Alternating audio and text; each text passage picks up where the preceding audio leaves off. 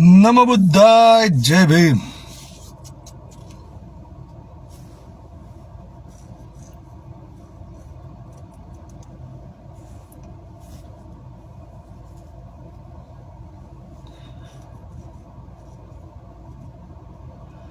પહેલા તો બે હાથ જોડીને બધા પાસે માફી માંગુ છું કે આ 4-5 દિવસ મારા માટે થઈને તમે બધા જે હેરાન થયા છો એ મારે નહોતું કરવું, પણ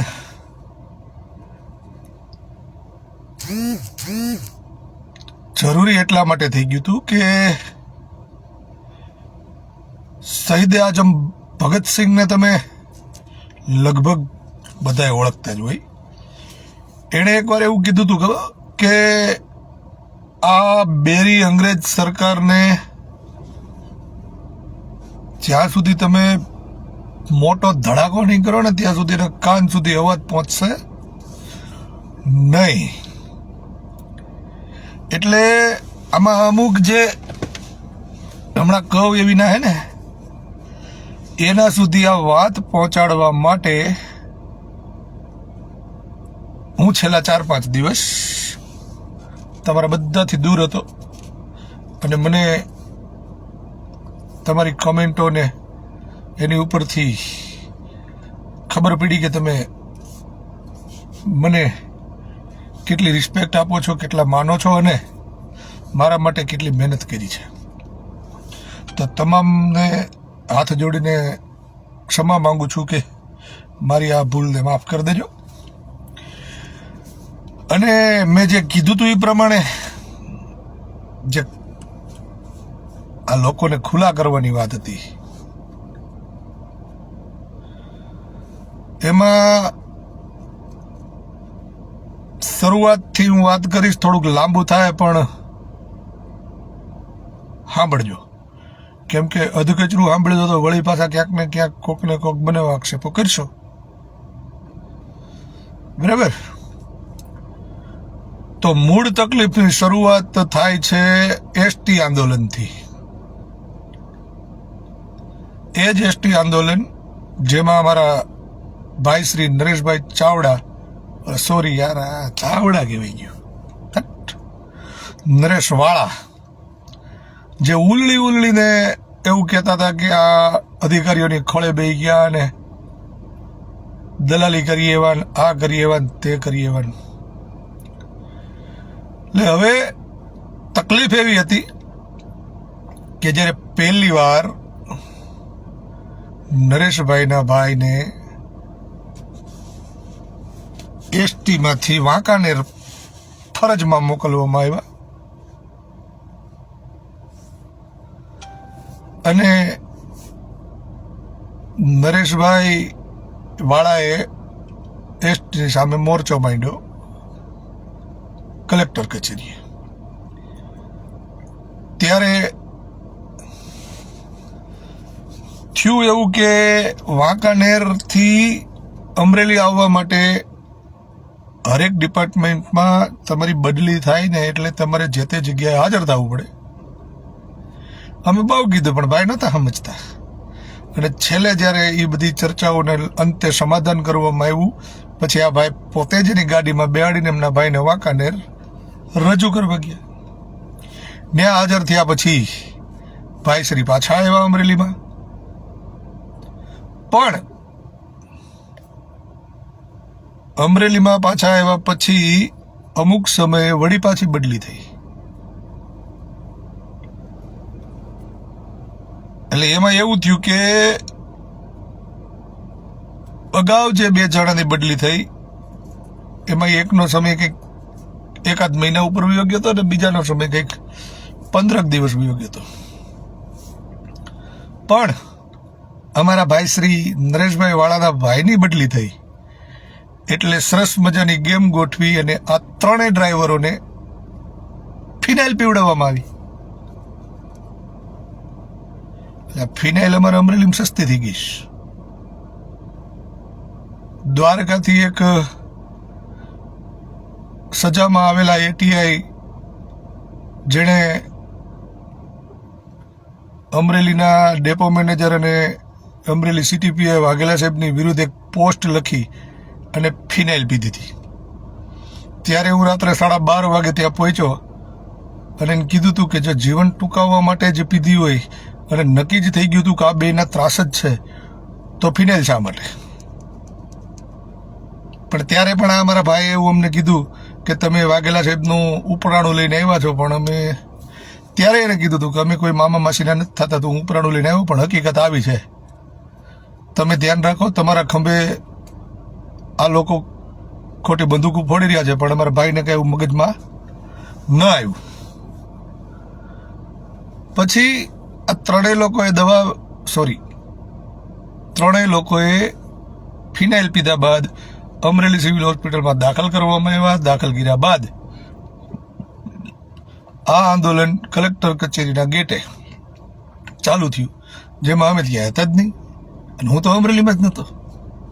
પણ છતાંય અમારા વિરુદ્ધમાં, મારા અને ભરતભાઈ કાતરિયાના વિરુદ્ધમાં પાયે ઘણી બધી બકચોદી કરી. અમે ધ્યાન ન દીધું. પણ જ્યારે એ લોકો અમને આમ નથી પહોંચી શકતા, ત્યારે આવા લોકો જે હોય એના ખંભે ચડી અને અમારી વિરુદ્ધ ફરિયાદ કેમ દાખલ થાય એના પૂરા પ્રયાસો કરે. પહેલી ફરિયાદ તમે બધાએ લગભગ વિડીયો જોયા હશે કે અમરેલીની અંદર સહકર્મચારીએ એમની પત્નીનું બળાત્કાર કર્યું.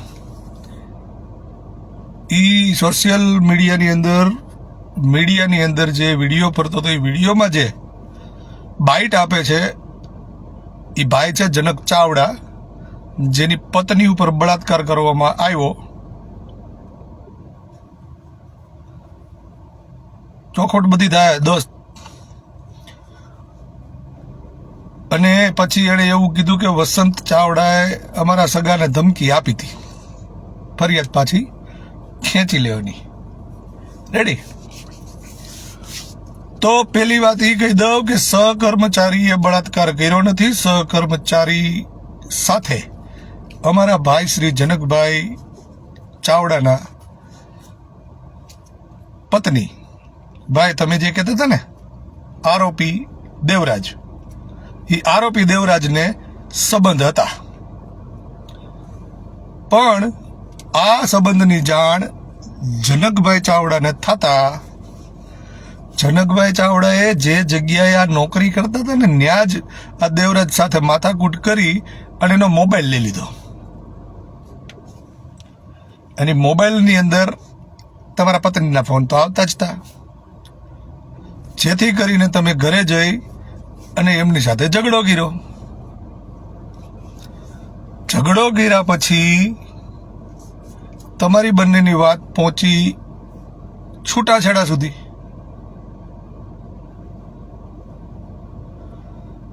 એટલે ઈ વાત છૂટાછેડા સુધી પહોંચ્યા પછી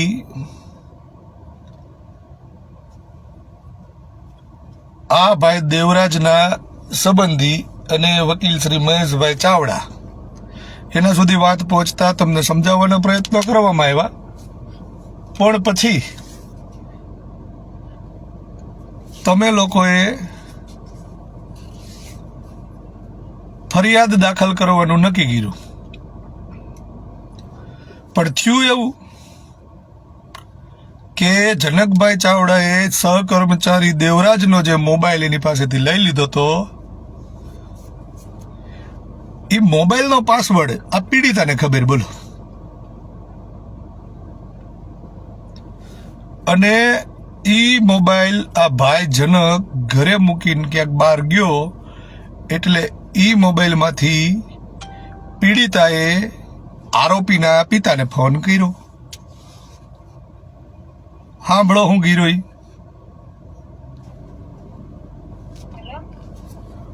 હેલો, બોલો. અરે મેં એટલે ફોન કર્યો છે કે આજે તમે ફોન કર્યો હતો ને, હા, આજે જનકે તમને જે કીધું ને દેવરાત્રી એટલે મેં તમને અત્યારે ફોન કર્યો છે. મેં કીધું હું એને ખાલી કહી દઉં એમ કે આવી રીતે ઈ એમ મને હલવાડે છે ને. કોણ હલવાડે? સાંભળો તમે વાત હવે ખાલી. હલવાડે છે કોણ? સાંભળો તમે, હું તમને કહું બધું. અત્યારે હું જે ઈ છોકરી બોલું છું એના વાત કરતી ને જે એટલે જે આ પૈસાનું બધું કીધું ને એની માથે મને એમ અત્યારે ઘરેથી કહે છે કે તું એવી રીતે પોલીસ સ્ટેશને બોલ કે દેવરાજ બધા અહીંયા ઘરે આવીને બધા પૈસા લીધા નામ ને તેમ ને બધું એવી રીતે કે તું લખાય એટલે ઈ હલવાઈ જાય એમ. તમે સમજ્યા? એટલે હું એમ કહું છું કે હું નહીં બોલું, મારા લીધે હું લાવ, મેં તો કોકની જિંદગી હું બગાડું એમ મેં કીધું. બરોબર. મેં તો હાલ માની લે વાતું કરી હતી. મેં કીધું એના લીધે કઈ જિંદગી થોડી બગાડાય છે કોઈ ની એમ. મેં તો કઈ વાંધો નહીં, હું છૂટું કરી નાખે તમ તારે એમ.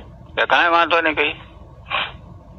એટલે મેં કીધું હું છે ને એવી રીતે લખાણ નહીં કરાવું. મેં તો હું પોલીસ સ્ટેશને નથી જવાની અને મેં તો હું એવી રીતે ખોટું બોલવાની નથી. મેં તો સાચું હોય છે ને બોલે, મેં તો ખોટું એવી રીતે મેં એની ઉપર હું કઈ નાખવાની નથી. મેં બરોબર. એ લોકોને પૈસા જોઈએ છે, મારે ઘરે દવાખાનું છે, મારી પાસે 1 રૂપિયો છે નથી. મને પહેલેથી છેલ્લે સુધીની હિસ્ટોરીની ખબર છે.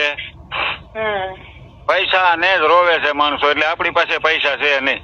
એ આગળ મેં એક ભાઈને ફોન કર્યો છે, એ આવે એટલે આગળ નકર અમે 2 જણા આવીને કેસ કરવાના છીએ. અમારો ફોન આપી દો, નકર ફોન પોલીસ સ્ટેશનમાં જમા કરો, જે હશે એ આવશે બહાર. મેં એ જ કીધું. મેં કીધું હું કઈ પોલીસ સ્ટેશન જઈને મેં કઈ બોલવાની નથી કે એના પૈસા લીધા. મેં તો પૈસા હતા જ નહીં તો ક્યાંથી મેં લઈ જાય એમ. મેં કીધું મને ખબર હોય ને ઘરની તો મેં કીધું એમ. એટલે મેં તો હું એવું કઈ બોલવાનું નથી. મેં તમારે જે થાય ને કરી લ્યો. મેં કીધું તમ તારે, અને મેં જો છૂટું કરવું હોય છૂટું કરી નાખો, કઈ વાંધો નહીં, મુદાતા નહીં તમ તારે. એટલે મેં એમ કીધું છે તમ તારે છૂટું કરી નાખો. મારી છોકરી છે કે છોકરી નહીં આપું. મેં કીધું કઈ વાંધો નહીં, તમ તારે છોકરી રાખી, મારી છોકરી નથી જોતી. હા બસ ઈ કઈ ટેન્શન નથી, ઈ કઈ ટેન્શન નથી લેવાનું, મુજાવાનું નથી જરાય. માતાજી મારી માં ધ્યાન રાખે, એ જે હાસુ છે એ જ વાંધો નહીં. મેં એકવાર મેં જો વાત કરું ને એટલે મેં મને ખબર પડે. મેં એ સુરત સવારે ઉતર્યો, આજે ક્યાં છે સુરત ઉતર્યો સવારે. કેમ સુરત? મારે હવે એના 1 મિનિટ રાખવો નથી. એને મેં કીધું સવારે, જનક ને મળ્યા હતા, એ 8 જણા હતા, હું એકલો જ હતો. મેં કીધું આજનો દી તમને હું પગે લાગુ છું, જવા દો, એ વ્યક્તિ અહીંયા હશે નહીં, કઈ તમે કયો એમ કરી દઉં. તો કે નહીં, એને હાજર કરો.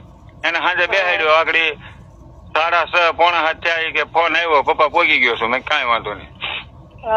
ડ્રાઈવર ને મેં નંબર આપ્યો તો મેં ભાઈ પહોંચે એટલે મને આમાંથી ફોન કરજો. તો કાંઈ વાંધો નહીં.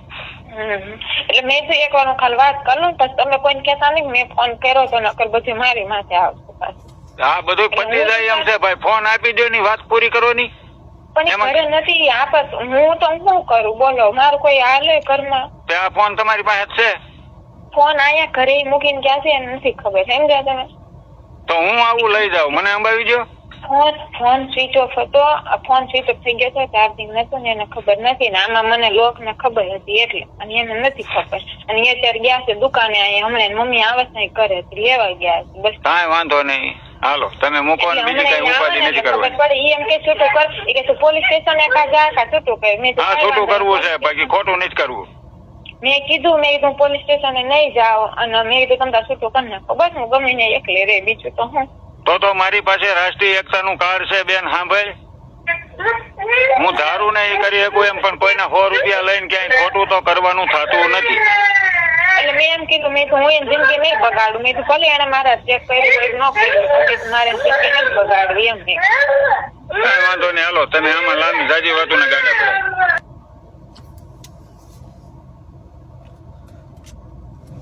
હવે પીડિતા પોતે એવું કહે છે કે મને આ લોકની ખબર હતી, તો એને લોકની ખબર કેવી રીતે હતી? પણ તકલીફ ન્યા થઈ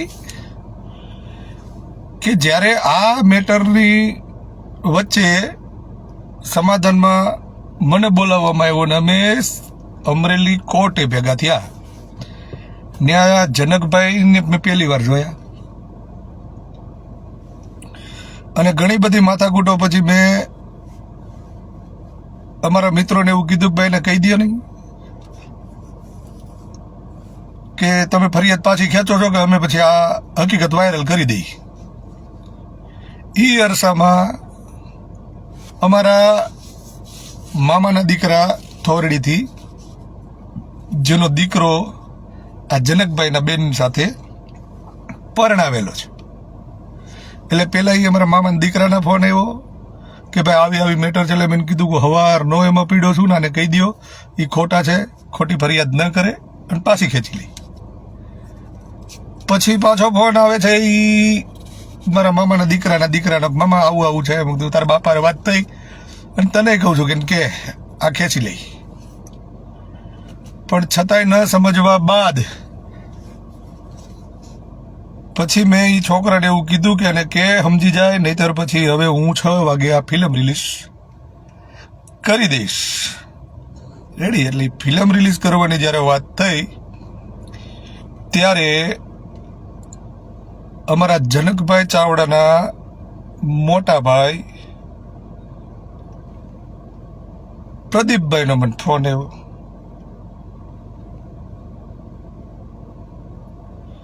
અને ઈ અમારા ઓલા છોકરા એને કીધું છે ને કે ભાઈ કીધું છે મામાએ કે વાયરલ કરવાનું છે. એટલે સાંભળો, આપણે ચોખ્ખું જ કીધું કે આપણી બાઈક સાઈડ હોય ને તો કોક આપણા ઘરમાં કરે, કોઈ ના કરે.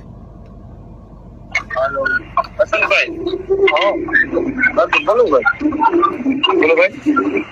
જનકનો ભાઈ બોલો. હમણાં તમે હા બોલો ને શાંતિ ને શું છે આ બધી તો ખબર પડે. તમને બધી ખબર છે? મારે તમને ખબર છે. તમે મારા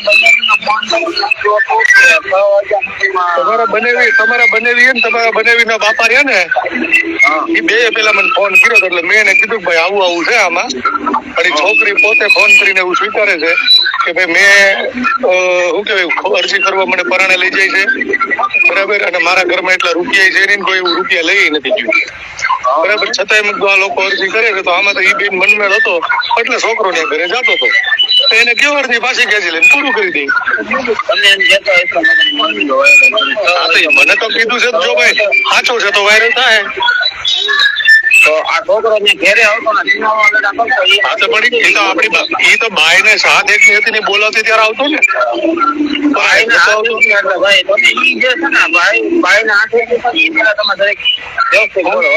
આપડી બાઈ કોક ના ઘરમાં બોલાવે તો કોક ઘરે ને ઘરે ને કોઈ માણસ પાણી નહીં દેતા હોય. તમે ચાવડો તો હું ચાવડો તો તમને એ બાજુ થી શું ફરક હોય એ મને નથી ખબર. અરે મને કોઈ બાજુ થી કઈ ફરક નથી પડતો. હાસું છે એ કઉ છું ભાઈ. એમ વાત નથી, સાચું છે તમે કહો તો રાઈટ છે તમારી વાત. બાઈ ને હાથ એટલી ફરક હોય તો બોલો તો જ કોક ના છોકરા આપણા ઘરમાં ઘરે બાઈ ને છેડ હોય ને તો કોઈ ના ઘરે ઘરમાં ભાઈ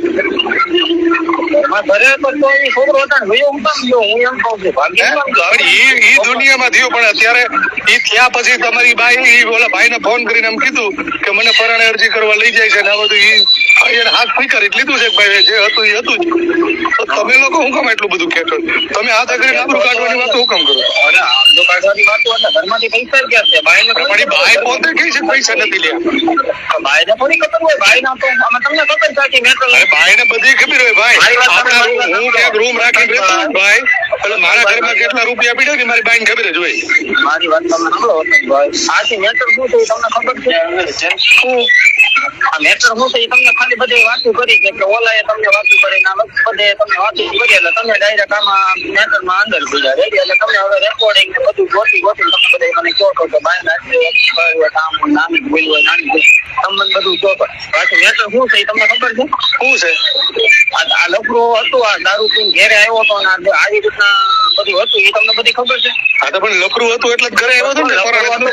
તમે હું કામ માટે તમે હું કામ એમ કહો છો કે નામ પણ તો હું કામ આવે એટલે ઘરે કોઈ આપણા ઘરમાં આપણી બાઈ જ્યાં સુધી કોઈ બોલાવે નહીં ત્યાં સુધી કોઈ ના આવે. કાંઈ વાંધો નહીં. અને એ તમે તમારે કહો છો ને ઓડિયો વાયરલ કરવાનો અને એમ કહો છો કે 6 વાગ્યા સુધી અરજી ખેંચી લઈને 6 વાગ્યા પછી ફિલ્મ કાંઈ વાંધો નહીં વસંતભાઈ. 6 વાગ્યા પછી તમારે ફિલ્મ કરવી છે ને? હા તો આ હોતન કરી નાખજો તમે તારે એવી ધમકાવાની વાત નથી ભાઈ. ધમકાવાની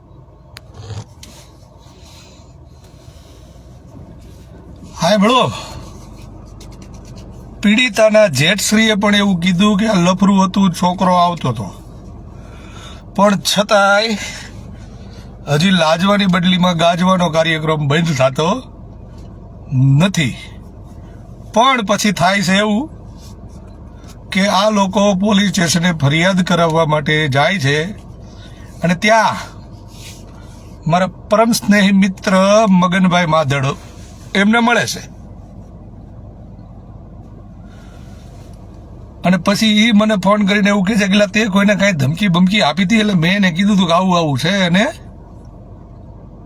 એના માટે થઈને આ બધું થાય છે. એટલે મેં જાણકારી આપી કે ભાઈ છોકરો રહ્યો એ મહેશભાઈનો હાળો છે અને આ કે અમારા માધડ છે, તો આને પૂરું કરો. પણ વસંત CPM આવતો હતો,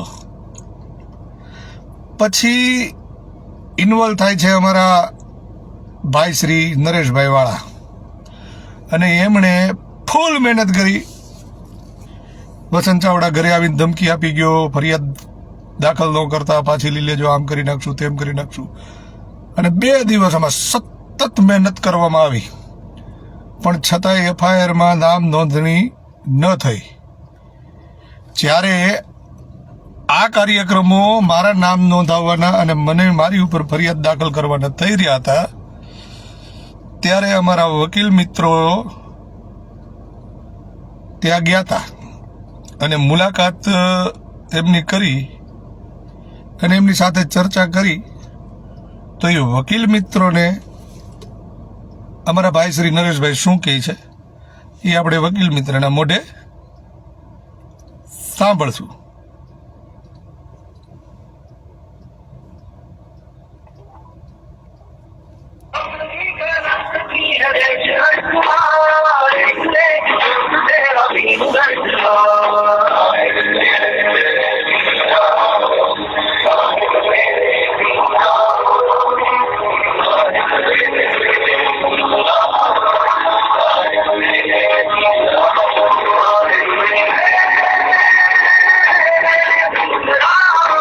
તમે જે નંબર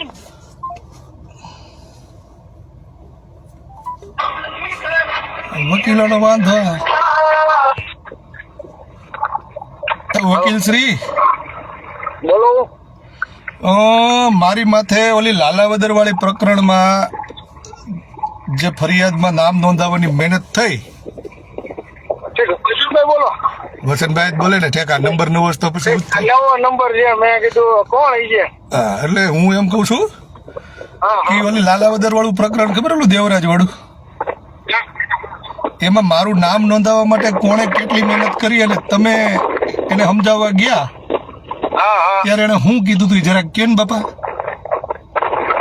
એને એવું કીધું હતું કે મોકો મળ્યો છે કે હું થોડો જવા દઉં. એટલે કોણે કીધું તું? નરેશભાઈ. એનો મોકો મળ્યો એને? એટલે આ FIR કરવાની, એટલે મીન્સ કે એનું કહેવાનું એવું હતું કે વસંતન મારો વાંધો છે ને, હા, તો એ કે મને મોકો મળ્યો છે એમાં. બરાબર. તો તમે લોકો એને સમજાવ્યા હતા? હે, તમે લોકો એને સમજાવ્યા હતા કે ભાઈ આ ન કરે? હા, અમે સાધન માટે તો ગયા હતા, તમને ખબર જ હતી. તમે જો ને તેથી સાવરકુંડલા મારા ખ્યાલથી ગયા હતા. હા, તમે કેટલા જણા ગયા હતા? જંગલ હું અને 4-5 જણા બીજા હતા. બરાબર. તો તમારા બધાની વચ્ચે એને એવું કીધું હતું કે આ માંડ મોકો મળ્યો છું? હા, બરાબર. કાંઈ વાંધો નહીં, તમારો ખૂબ ખૂબ આભાર. અને તમને એ કહી દઉં, તમે મેં જે વાત કરી ને એ અત્યારે હાલ ફેસબુકમાં લાઈવ બધા સાંભળી રહ્યા છે. બરાબર. ના, મારે લાઈવ હોય તો કદાચ હું તો 100 જણા બેઠા 1000 બેઠા સાચું છે એ તો હું કહી જાય એવું કીધેલું છે. બરોબર. કીધું તો પછી એમાં ક્યાં પ્રશ્ન આવે. ઓકે, કાંઈ વાંધો નહીં, તમારો આભાર. તો હવે મને કહો કેમ કયો કે હું કેમ આક્ષેપ ન કરું? માત્ર આ તો એક ફરિયાદ. અને હા, બીજું એ કહી દઉં કે આ 2 ફરિયાદોની અંદર ક્યાંય ફાંસીની સજાની જોગવાઈ નથી. હું આમાં છાનો મનો જામીન લઈને છૂટી શકું એમ હતો, પણ જાહેર હું એટલા માટે થયો છું કે સમાજને ખબર પડે કે દાદા એના તંબુરના દલાલીઓ અને ભડવાયું કેવા લોકો કરે છે અને કેવી રીતે તમને ન પોગીએ કે ત્યારે તમને ફસાવવા માટે આવા ષડયંત્રોને રચવા પડે. બીજું એ કહેવાનું, હમણાં મેં મારા પરમ મિત્ર શ્રી મગનભાઈ માધડનું નામ લીધું હતું તેનું, તો એમની સાથે મૂળ તકલીફ બીજી કાંઈ નહોતી. દ્વારકેશલાલજી મહારાજ હવેલીવાળા એમના જ્યારે દાદા બદલી અને ખેડૂત ખાતેદાર થવાના પ્રકરણને મગનભાઈ માધડશ્રીએ મારી સુધી પહોંચાડી અને એના વિડીયો વાયરલ કરાવવામાં આવ્યા. ત્યારબાદ માંગવાપાળના કેશુભાઈ જે મગનભાઈના મિત્ર ઈ કહે છે હશે અને દ્વારકેશલાલ નંદજીના ચેલા ઈ ઓફિસે આવીને કે ભાઈ આ મેટર પૂરી કરો અને મારા પપ્પાના મિત્ર જૂના રસિકભાઈ ધાનાણી પણ સાથે આવ્યા અને મેટર પૂરી કરાવવાનો પ્રયત્ન કર્યા. પણ મેટર પૂરી થઈ ગયા પછી આ કેશુભાઈ માંગવા પાડવાળા જે 5,000 રૂપિયા કોઈને ઉછીના દેતા અચકાતા હોય એણે આ મેટર પૂરી થયા બાદ મગનભાઈ માધડને 32 લાખ રૂપિયાનું મકાન પોતાના નામે દસ્તાવેજ કરીને લઈ દીધું. અને ત્યારે અમારા પરમ મિત્ર શ્રી મગનભાઈ માધડનું એવું કહેવાનું થતું હતું કે અમે 70 વીઘા જમીનનો વહીવટ કર્યો ને એમાં મારે રૂપિયા આવ્યા છે તો એ સાબિત કરશે. પણ જ્યારે મને આ બાબતની થોડીક ભાળ મળી અને મેં ફરીથી એક નાની અમથી પોસ્ટ ફેસબુકની અંદર મૂકી કે દ્વારકેશલાલ નંદજીના હવેલી ઉપર ફરીથી વાદળો ઘેરાણા અને ધોધમાર વરસાદ થવાની શક્યતા. અને એ વરસાદ થાય પેલા તો કડાકાન ભડાકાન વાવાઝોડા પવન ને બધું આવી અને ઉડતું સીધું જ મારા ઘરે.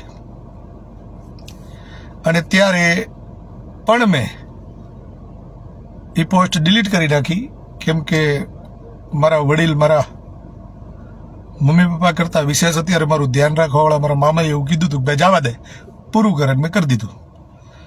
પણ અમારે મગનભાઈને એવું હોય કે ગમે એવડી ઝીણકી વાત હોય ને તેને ઘરે જઈને કહેવા જોઈ. હવે એણે એ વાત ઘરે જઈને કીધી અને એક અમારો ઓલો ભાઈ છે ટકો આ બે પાર્ટનર ઓફિસમાં હું જે ઓફિસમાંથી વિડીયો વાયરલ કરતો ને એને તથાગત ગૌતમ બુદ્ધ એ બે પાર્ટનર. હવે એ બે કંઈક 2-3 દી પહેલા નોખા પડી ગયેલા પણ એક વહીવટમાં એ બેને જવાનું ને આ ભાઈ એને ઘરે લેવા ગયો ત્યારે આ ભાઈ મગનભાઈના ઘરના એ કંઈક મને ગાળું દીધી. જો કે મગનભાઈ મને વાત ન કરી પણ આણે મને ફોન કરીને કીધું એટલે મેં પાછો મગનભાઈને ફોન કર્યો. મેં કીધું કેમ ભાઈ મારી બેને મને ગાળું દીધી તો કે મને નથી ખબર. હું તો પૂછો કેમ નથી ખબર. તો મગનભાઈ ચાલુ ફોનમાં એવું પૂછ્યું તો બેન એવું ક્યાં છે એને પૂછો તો એ ક્યાં બેઠ્યો છે હું આવતી સા તું ક્યાં છો મેં કીધું તું સમજાવી દે ભાઈ પછી મને ફોન કર. એણે પાછો મને ફોન કર્યો મને કે ભાઈ જે હોય જવા દે એનો મગજ આમ છે ને તેમ છે હું અત્યારે ખીજાણો ની રોવા મળીને ફલાણું પૂછડું એટલે આપણે બધું પડતું મૂકી દીધું પણ ખબર નથી પડતી કે શું કામ મને ગાળું દીધી. પણ પછી સમાચારમાં એવા ટ્વિસ્ટ આવ્યો કે એણે ગાળું બોલતા એવું કીધું હતું કે અમારા ઘર ઉપર ગયો. તો ઘર ઉપર તો કાલે મેં પેલી પોસ્ટ મૂકી હતી અને તમને ખબર પડી એટલે મને ગાળું દીધી. પછી મગનભાઈ મને એવું કીધું કે તારી પણ ઓલા 10,000 તે નતા દીધા ને એટલે ગાળું દીધી. તો મેં તે મને કેમ ન કીધું. મેં તને ફોનમાં પૂછ્યું ત્યારે ન કીધું. તે મને ફોન કરીને એમ કીધું કે ભાઈ જવા દે મેં ખીજાણો ત્યારે ન કીધું. ઓલો ભાઈ જે ઘરે આવ્યો હતો એ ત્યારે એમ ન કીધું કે વસંતભાઈ એમ કહેતી હતી બેન કે પૈસા નથી દેતો. અને ત્યાર પછી મારા નાના ભાઈ હારે વાત થઈ ત્યારે ન કીધું. બરાબર. તો એનો સીધો ચોખ્ખો મતલબ એવો થાય છે કે મૂળ તકલીફ અહીંયા થઈ હતી એટલે તમે આ બધી બાબતમાં ઇન્વોલ્વ થયા હતા. હવે વાત કરીએ મારા ફેમિલી મેટરની અંદર ઇન્વોલ્વ થવાની. તો જ્યારે હું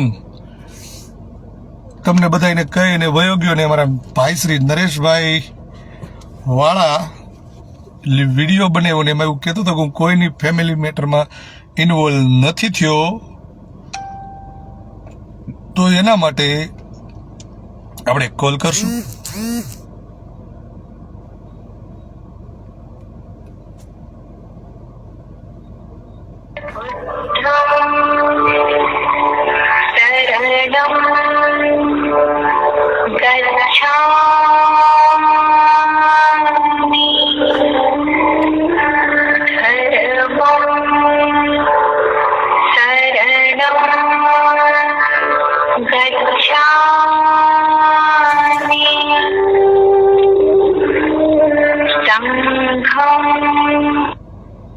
હેલો ક્યાં દિનેશ? હેલો એ બાથરૂમમાં ગયા. બાથરૂમમાં ત્યાં ફોન કરે બેન. એ હા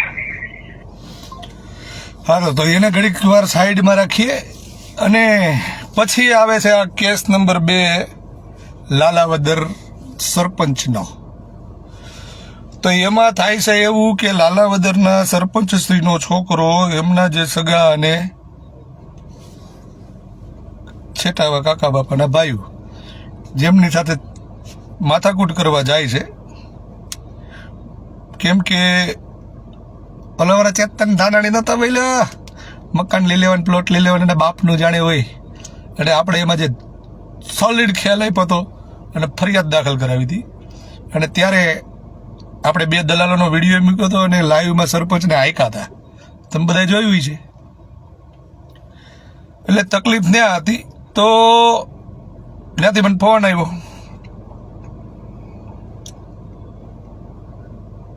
સાંભળવાનું ને ખોટી વાત નહીં કરવાની.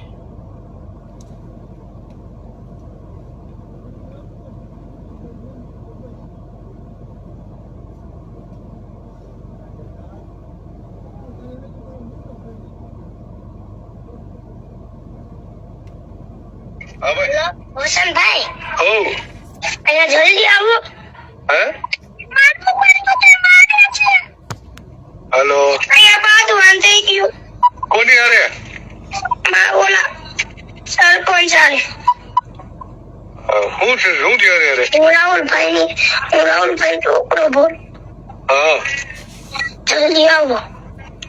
હું આવું જ છું ભાઈ, હમણાં જ આવું છું ને. હાલો આવો. હવે આ છોકરાએ ફોન કરીને એવું કીધું કે બાંધવાનું થઈ ગયું છે ને મારા પપ્પાને મારવા આવ્યા છે ને આવું છે ને તેવું છે ને એટલે હું પોગ્યો લાલાવદર સરપંચ શ્રીના ઘરે. આપણે ગયા. એ લોકો એવું કહે છે ને કે અમારી પાસે વિડીયો છે ને અમે ફેરથી કરીને લે સાંભળો. ગામના સરપંચ છો.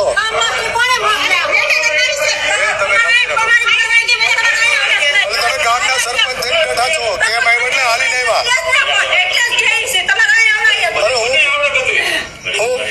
અરે તમે કોકના છોકરાઓને પાઇપો લઈને મારવા જાવ એટલે બેન તમે શાંતિ રાખો. કોકના છોકરાઓને તમે પાઇપો લઈને મારવા જાવ એટલે તમારે કોકના હાથા બનવાનું છે. તમે ગામના સરપંચ છો. એ તો અમે જોયું અત્યારે. તો બોલો હુકમ મને બોલે અત્યારે ફોન કરી. હાલો વાંધો નહીં. હાલો મેનુભાઈ હાલો જાણે આપણે કહી દઉં હું કામ કર્યું. ગામના સરપંચ છો. એટલે આ થઈ ગયા પછી મને એમ થયું કે ચાલુ આમાં ક્યાંક ડખો વધે અને મેં બોલાવી 112 બોલાવી તો પડે ને નગરાવાળા. 1 મિનિટ ચાલુ રાખો. એટલે 112 બોલાવ્યા બાદ આ એમાંથી ફોન આવેલો. હેલો 112 માંથી બોલું છું ભાઈ. કોણ બોલો?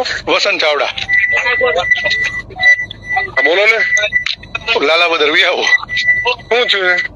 અરે હું અહીંયા સરપંચના છોકરા એક મિત્ર છે મારો, એના ઘરે કઈક આવીને એને ધમકી આપીને હુમલો કરવાનો પ્રયત્ન કર્યો.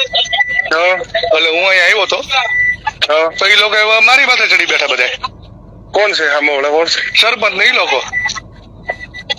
સારું હાલો ને. એટલે તો પછી તમે ફરિયાદ કરવી છે ને એવું છે ને?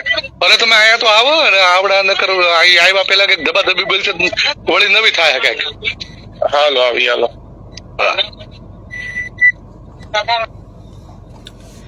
એટલે સૌથી પહેલા તો મેં 112 બોલાવી હતી કેમ કે મને એવું હતું કે આવડા ક્યાંક મારી માથે ન ચડી જાય.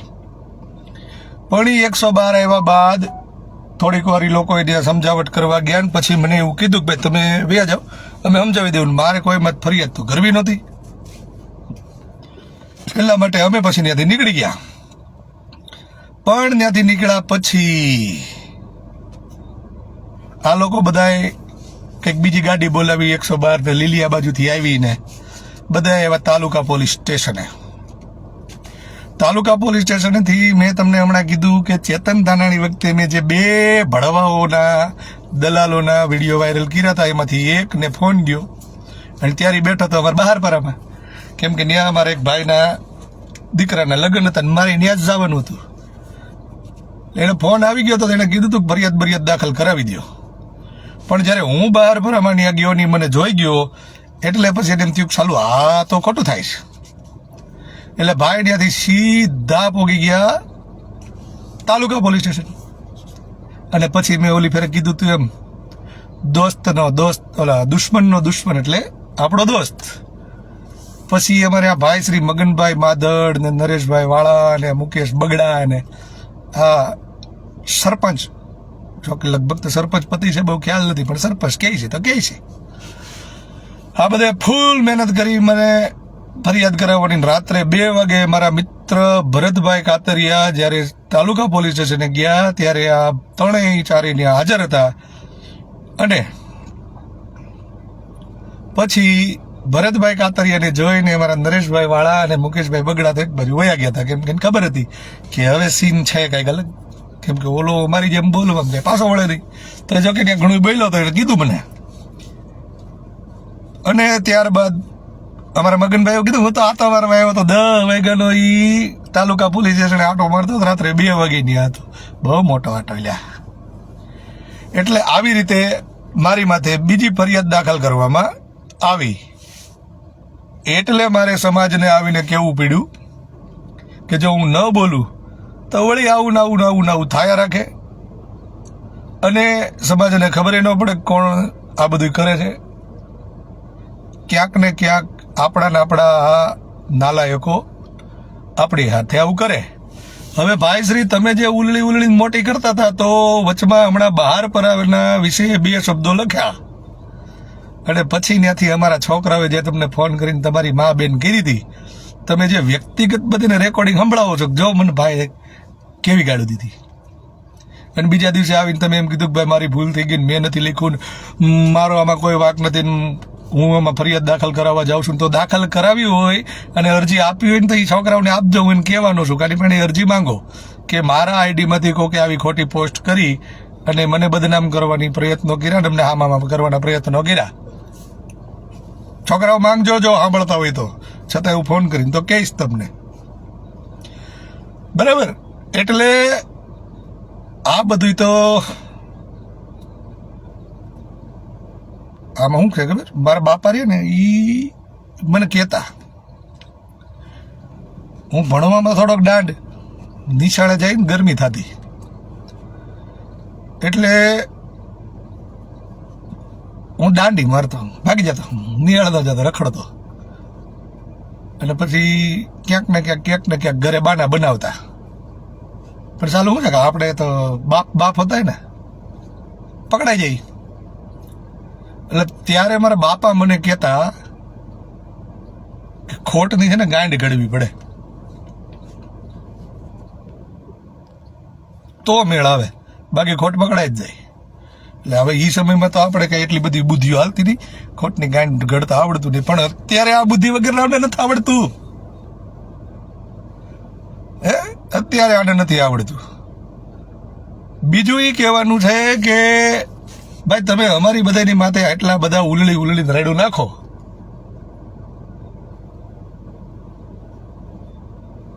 સોશિયલ મીડિયાની અંદર તમારા વિરુદ્ધ પોક્સોની ફરિયાદો, હિસ્ટ્રી શીટર જાહેર થયેલા, આ બધું જે ઉડે છે. પછી કોક લખે છે કે આ અડાળાથી પ્રેમજીભાઈ ભાસ્કરની ઓલાદ છે, ઓલો છે એ મનુભાઈ બારોટની ઓલાદ છે, અને બાપાને ખબર પડી તો એને આત્મહત્યા કરી લીધી. બાપા ન્યા બોલો ને,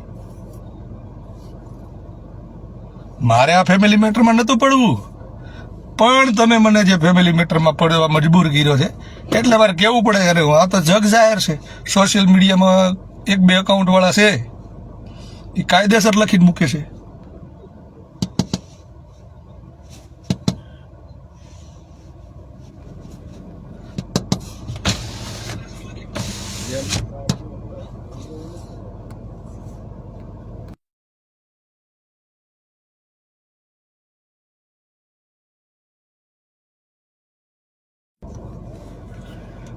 એટલે ન્યા કયો મારા ભાઈ, મને ન કયો.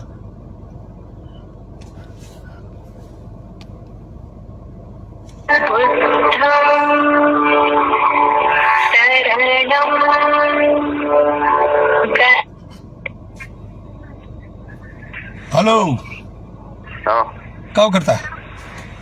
બસ બેઠો ઘરે. હવે એક સીધો ને ચોખ્ખો પ્રશ્ન પૂછવા ફોન કર્યો છે ને, હાલું લાઈવ છું. હા ઓલી ચેતન ધાનાણી વાળી લાલાવદરની જે મેટરમાં અમે એસપી કચેરીએ જ્યારે ધરણામાં બેઠા હા અને પછી તમારો મને ફોન આવ્યો તો તમારા ઘરવાળા મેં આવે છે ઘરના, હા તમે ત્યાંથી ઊભા થઈ જાઓ. હા એટલે હું ત્યાંથી ઊભો થઈ ગયો અને પછી તમે મને ઘરે બોલાવ્યો. તમે કીધું કે ભાઈ તમે ઘરે આવો, હું તમને દેખાડું કે મને કોણે કીધું. તો એ તમને કોણે કીધું તું? તમે મને કોનું હું દેખાડ્યું તું? નરેશભાઈ વાળાનો ફોન આવ્યો તો એ કે ઓલા હું કે વસંતભાઈ ઘરના ની આવે તમે હારે જાઓ એસપી કચેરીએ. હા, જયારે તમે હું નહોતા બોલતા ત્યારે બરાબર. ત્યારે મને કીધું કે તમે અહીંયા આવો. એનો ભાઈ ગણો મુકેશ સારીખડા, હા, એનો ફોન મારામાં આવ્યો હતો કે તમે નરેશભાઈ તમે મારો નંબર આપ્યો છે અને તમે મારા બેન ને એ લોકો આવ્યા છે એસપી કચેરીએ, તમે ત્યાં જાવ કે. બરાબર. એટલે આ પર્સનલી તમને ફોન કરીને કહેવામાં આવ્યું હતું કે તમે એની ભેગા જાવ એમ? હા આભાર તમારો.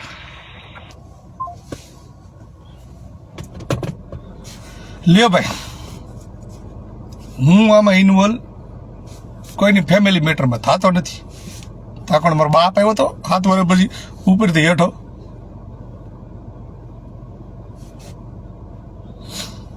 એટલે સમાજની વચ્ચે આ મૂકવા અને સમાજને કહેવા કે જ્યારે તમારો ને તમારો તમને પોગી ન શકે ને ત્યારે ઈ કેટલી હદ સુધી નીચતા કરવા જાય એ કહેવા માટે જ આ 5 દિવસ મેં તમને બધાને હેરાન કર્યા. અને આજે હું આ બધું તમારી સામે મૂકી દીધું. હવે તમારે વિચારવાનું રહ્યું છે કે કોણે કેટલું હું કર્યું છે, કોનો વિશ્વાસ કરવો ને ક્યાં ચાવડું. બરાબર. રહી વાત આત્મહત્યા કરવાની, તમે લ્યા એ ભોઠિયું પડો ભોઠિયું. વાત એવી હતી કે મેં કીધું એમ શહીદે આઝમ ભગતસિંહે જ્યારે સંસદની અંદર બોમ્બ ફેડ્યો ને ત્યારે ઓલા બેરાવના કાન ખુલ્યા. તો આ કાન ખોલવા માટે મેં આ બોમ્બ ફેડ્યો. રેડી. બીજું એ કહેવાનું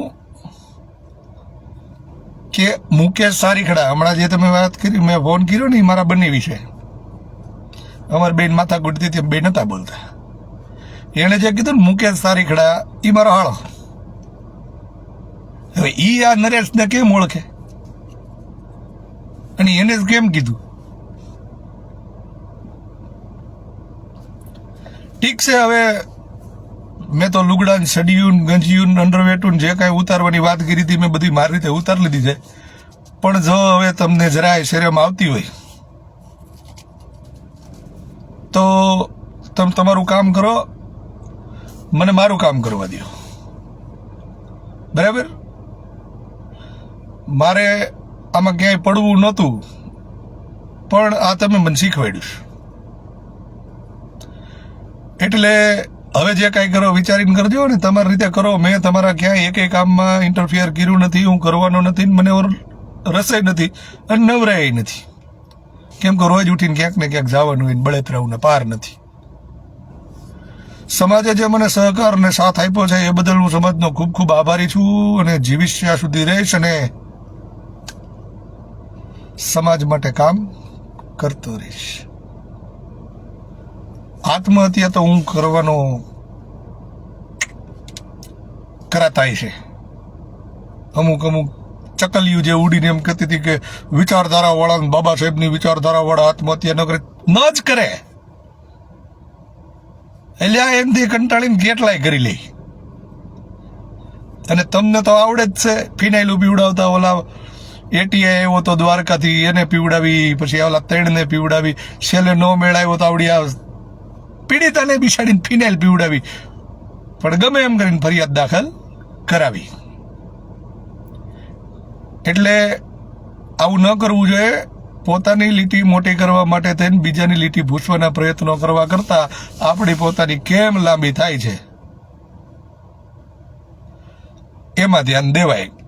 સમાજને મારી વિનંતી છે કે મેં જે કાંઈ મૂક્યું છે તમને બધાએ આધાર પુરાવા સાથે મૂક્યું છે. મારે કોઈને સર્ટિફિકેટ આપવાની જરૂર નથી. અને રહી વાત આ જે 2 ફરિયાદો મારી માથે થઈ છે એની, તો એના જામીન બામીન આપણે લઈ લેશું, છૂટી જશું અને પાછા સમાજ માટે જેમ લડતા હતા એમ લડતા રહેશું. જરૂર પડશે ત્યાં સમાજને યાદ કરીશ અને મારી જરૂર પડે ને હું સમાજ માટે 24 કલાક ઊભો છું. મારાથી કાંઈ ભૂલ થઈ હોય તો 2 હાથ જોડીને માફી માંગુ છું. હવે આવા ખોટા અને નકામા વિવાદોમાં મને ન ફસાવવા વિનંતી. અને હાલ જો આ મૂવી કેવું કહી ગયું, મૂવી રૂલ્સ. મિત્ર, એક વાત ભૂલાઈ ગઈ. મગનભાઈના ઘરનાએ જ્યારે મને ગાળું દીધી ત્યારે એવું કહેતા હતા કે હું શિનાળો છું. પણ બેન મારી, જિલ્લા પંચાયતમાં જ્યારે તમારા પતિશ્રીની ઓફિસ હતી ત્યારે, હાલ મીરા આર્કેડમાં ઓફિસ હતી ત્યારે તમારા ઘરવાળાએ કેટલી બાયુને ત્યાં પૂર્યું છે, એની ભેગા સંભોગ કર્યા છે. એટલે ઓલી કામ વાળીઓને નથી મૂક્યું. એક બેન અમારે ઓલા બાવાજીના રેશન કાર્ડના કામ માટે એવા હતા, એને કેટલી વાર એનો યુઝ કર્યો. અને હે ભાઈ, ઓલા મોબાઈલમાં જે નંબર સેવ કર્યો છે જિલ્લા પંચાયત, જરાક ક્યારેક ઘરે બેઠા હોય ત્યારે જિલ્લા પંચાયતમાં ફોન કરીને સ્પીકર તો કરી દો, એટલે મારી બેનને ખબર પડે કે આ જિલ્લા પંચાયત કોની છે. અને હા, ઓલી એક્ટિવા લઈને આવી હતી સેન્ટર પોઈન્ટ, ખબર? એટલે સુરત વાળી બીજી બાઈ બેન, તમને નહીં ખબર હોય, મને ખબર. એનું કીધું કે નહીં કહી દેજો. અને હા, ઓલા જે 2 દલાલો લાલાવદર વખતે દલાલીઓ કરવા ગયા હતા ને, એમાંથી આ એક જે અત્યારે મારી પાસે ફરિયાદ કરવા માટે ફૂલ મહેનત કરતો હતો. તને કહેવાનું કે જ્યારે તારી બાઈને તે દવા બવા પાઈ દીધી હતી, બિચારી મરી ગઈ ને, ત્યારે એના ભાઈએ મને ફોન કર્યો હતો ને હું ફરિયાદ કરાવવા જ્યારે તાલુકા પોલીસ સ્ટેશને પહોંચ્યો, ન્યાય અમારા પરમ મિત્ર શ્રી મગનભાઈ માદાડે મને કીધું કે ભાઈ મુકેશ બગડાની મેટર છે, એટલે હું ઇન્વોલ્વ ન થયો. ભાઈની ફેમિલી મેટરમાં આપણે પડાય નહીં ને. અમે જ્યારે તને મળવા આવ્યા હતા સિવિલ હોસ્પિટલ વાળી ગાડીની અંદર અંધારું કરીને બેઠા હતા ત્યારે કેવી ફાટી રહી હતી.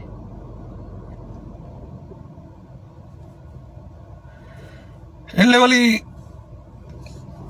ભજનની એક કડી યાદ આવી, કરેલા કર્મના બદલા દેવા પડે. તો આયા નાયા બધું ભોગવીને જવાનું છે. ઉપર કોઈ લાકડીઓ મારતો નથી, કેમ કે આજ સુધી ઉપરથી કોઈનો મેસેજ આવ્યો નથી.